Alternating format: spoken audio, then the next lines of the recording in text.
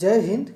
आप बिल्कुल सही पढ़ रहे हैं कि पीएम मोदी की सबसे बड़ी डिप्लोमेटिक हार जो है हुई है और इसमें यूरोप में जो भी हमारे सामान बिकते थे भारत का, वह अब नहीं बिक पाएगा क्योंकि आने वाले दिनों में महंगाई मतलब यूरोप में वह चीज़ महंगा हो जाएगा, जिससे यूरोप के लोग उसे खरीदेंगे नहीं और किसी अन्य देश से वही सामान आसानी से खरीद लेंगे, जिससे क्या होगा कि हमारे भारतीय जो कंपनियां हैं उनका सामान बिकना बंद हो जाएगा और यूरोप में इतना मतलब कि बहुत ज़्यादा माल की सप्लाई होती है जो कि रुकने से कई कंपनियों पर इसका प्रभाव पड़ने वाला है।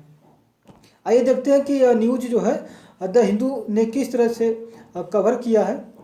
देख सकते हैं कि COP28 यानी जो इस समय COP28 हो रहे हैं जो कि UAE यानी जो अबू धाबी में इस समय हो रहे हैं और इसमें बताया गया है कि जो इंडियन इंडस्ट्री है वे उनके जो लीडर हैं उनमें जो है कार्बन टैक्सेस को लेकर के प्रॉब्लम बढ़ रही है, जिससे इंपोर्ट्स जो है वह कम होने वाले हैं।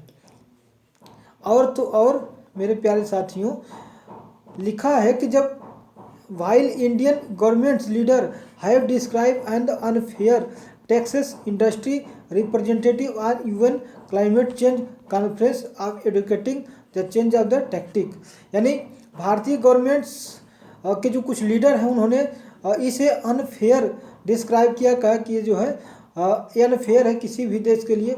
अगर इस तरह से टैक्सेस को बढ़ा दिया जाएगा तो इंडस्ट्री क्या हो जाएगी, पूरी तरीके से किसी देश का ख़त्म हो जाएगा, जिससे प्रॉब्लम बढ़ने वाली है।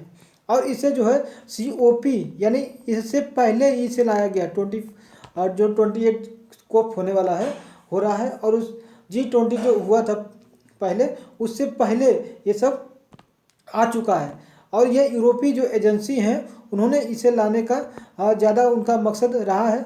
और भी देख सकते हैं कि इन्होंने एक ग्रुप बनाया है या बोल सकते हो कि एक लिमिट है CBAME जो कार्बन से रिलेटेड है, इसके बारे में भी जानेंगे। और ये इंडियन इंडस्ट्री को क्या करती हैं, रिप्रेजेंटेटिव, और इन्हें जो है यूनाइटेड नेशन का जो COP28 हो रहा है उसमें यूरोप का जो नया कार्बन टैक्सेस लॉन्च किया है उसके बारे में CBAM में दिया गया है, बताया गया है। आइए देखते हैं कि CBAM क्या होता है। तो बता दें कि CBAM एक कार्बन बॉर्डर टैक्स है। जैसे देखिए, C से कार्बन और B से बॉर्डर टैक्स यानी कार्बन बॉर्डर एडजस्टमेंट मैकेनिज्म। तो ये ऐसा है कि अब हम जो कार्बन है का ज़्यादा उत्पादन नहीं कर पाएंगे, जिससे अब अगर हम ज़्यादा कार्बन उत्पादन किए तो उस पर हमें टैक्स देना पड़ेगा। और इतना ही नहीं साथियों, अगर हम कार्बन का उत्पादन एक सीमा से यानी लिमिट से ज़्यादा किए तो उतना जो है उस चीज़ पर, यानी जैसे हमने 50 रुपये का कोई सामान जो है बनाया और उस पर टैक्सेस जो है हमने लगा दिया अपने तरफ से, लेकिन अब किसी और दूसरे देश में जाता है तो वह अपने हिसाब से टैक्स उस पर लगाता है। और अब क्या होगा कि जो टैक्स लग रहा था तो बिल्कुल लगेगा ही, और अब कार्बन कितना इमिशन हुआ उसको बनाने में, कार्बन जो है कितना ज़्यादा निकला है, पर्यावरण को प्रदूषित किया है, उसके हिसाब से भी इसमें टैक्सेस को जोड़े जाएंगे, जिससे सामान महंगा होने के लिए बिल्कुल तैयार होगा और महंगा होगा ही। इसमें बताया गया है कि जो part of the fit 55 in the 2030 package, मतलब कि अगर हमारे पास 2030 कोई पैकेज है यानी इतनी सामान अगर भेजते हैं तो उसमें से 55 ही होगा जो कि पहले वाले जो रेट होगा उस पर बिक पाएगा। तो देख सकते हैं किस तरीके से देश को जो है यह धक्का लगने वाला है हमारी कंपनियों को लेकर के।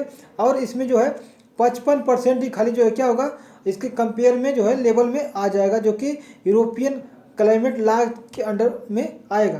तो ये जो CBAM है यानी कार्बन बॉर्डर एडजस्टमेंट मैकेनिज्म, यह जो है अप्लाई किया जाएगा इंपोर्ट सीमेंट में, आयरन में, स्टील में और एल्युमिनियम, फर्टिलाइजर, इलेक्ट्रिसिटी और हाइड्रोजन, क्योंकि इनमें बहुत ज़्यादा एनर्जी की आवश्यकता पड़ती है और ये एनर्जी या तो कार्बन वाले से कोयले से आती है या किसी अन्य माध्यम से आएगी, लेकिन कार्बन का इसमें उत्सर्जन होता ही है। तो इस तरीके से आप बिल्कुल इसे देख सकते हैं किस तरीके से ऐसा हो रहा है। तो देखिए राइजिंग टेंशन क्यों होने वाला है, क्योंकि यहाँ पे जो हमारे जो टाई अप है, देखिए वर्ल्ड को हमने इतना एक्सपोर्ट करते हैं, जबकि यूरोपीय यूनियन को इतना जो है एक्सपोर्ट किया जाता है, जो कि यह CBAM से इफेक्ट होने वाला है।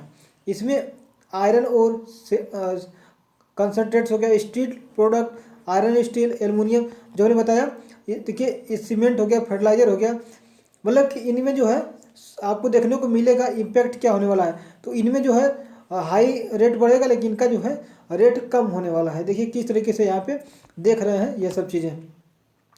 तो बिल्कुल साथियों आप इसे समझ सकते हैं कि किस तरीके से अब हमारे ऊपर थोड़ी सी प्रॉब्लम होने वाली है।